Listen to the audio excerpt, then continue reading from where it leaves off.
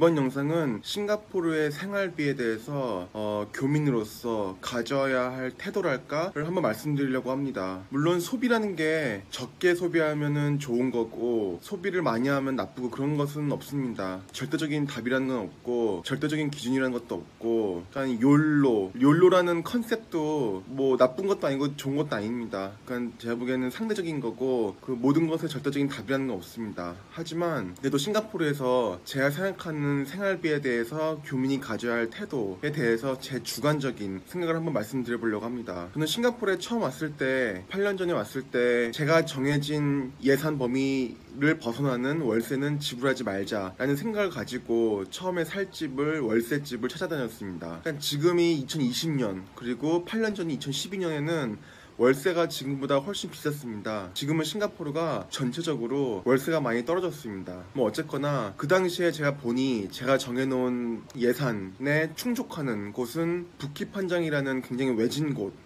곳입니다. 부키판장이 서쪽 끝에 있는 곳인데 부키판장에 있는 HDB가 제가 감당할 수 있는 위치는 좋지 않지만 너무 오래되진 않고 크기도 나쁘지 않은 그런 HDB였습니다. 그 당시에 제가 싱가포르에 속해 있는 회사에서 물론 제 사업부에는 한국 사람이 저밖에 없었지만 그 회사에 있는 한국 분들을 제가 좀 많이 알았습니다. 근데 거기서 HDB에 거주하고 있는 사람은 제가 유일했습니다.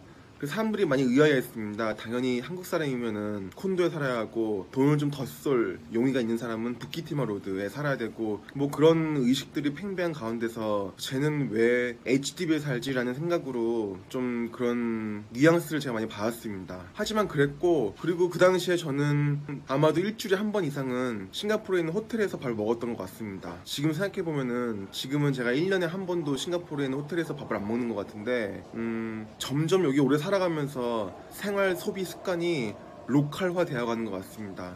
그러니까 처음에는 저는 주말에는 보통 오차드나 뭐 여기저기 시내 다니면서 그러니까는 좋은 음식들을, 비싼 음식들을 많이 사 먹었는데 월요일날 출근을 해서 회사 직원들끼리 주말에 뭐 했어 이런 얘기를 하다 보면은 보통 로컬 애들은 하는 말이 집 앞에 있는 푸드코트 가서 밥 먹었어, 뭐 어디 가서 치킨 라이스 먹었어, 어디 가서 콰이티아오 먹었어, 이런 식으로 정말 씀씀이가 적은 것이었습니다. 저는 주말에는 보통 오차드나 탄종파가 같은 데 가서 100불, 200불씩 쓰면서 밥을 먹었는데 그런 생각을 했는데 그 당시에는 저는 로컬 사람들이 돈을 안 써도 너무 안 쓰는구나 생각했는데 지금 이제 살다 보니까 소비 습관이 로컬화가 되었습니다. 그래서 요즘은 가령 세븐일레븐을 가서 프로모션을 하는 삼각김밥도 저는 비싸서 못 사먹습니다. 이 정도로 소비 습관이 많이 로컬화된 것 같습니다. 제가 많은 경우를 봤는데 한국 사람들 같은 경우에 와가지고 한국 사람들 정도면 다 콘도에 살아야 되니까 콘도에 살고 메이드 아줌마도 써야 되고 그리고 차도 있어야 되고 주말마다 샌방이나 조르벌에 골프도 치러 가야 되고 이런 식으로 싱가포르에서 버는 소득 수준에서 소득 수준의 이상으로 소비를 크게 하는 한국 사람들이 꽤 많았습니다. 그리고 정말로 몇 년 안에 많은 사람들이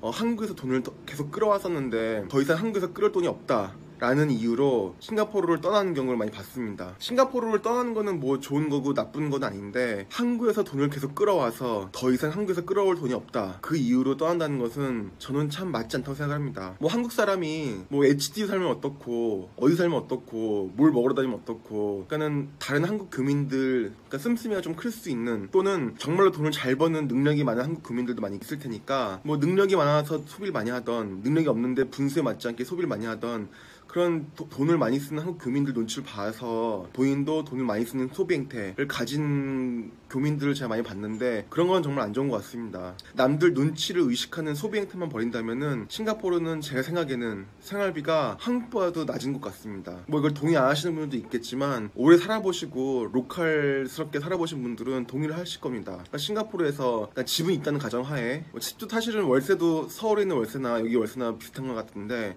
집은 빼고 차랑 집은 예외입니다. 저는 차가 없고 차를 살 수도 있지만 차를 안 삽니다. 왜냐면은 아무리 봐도 경제 효용적으로 제가 차를 가지고 차에 대해서 자세히 분석한 영상도 있었는데 저는 차에 대해서 잘 압니다.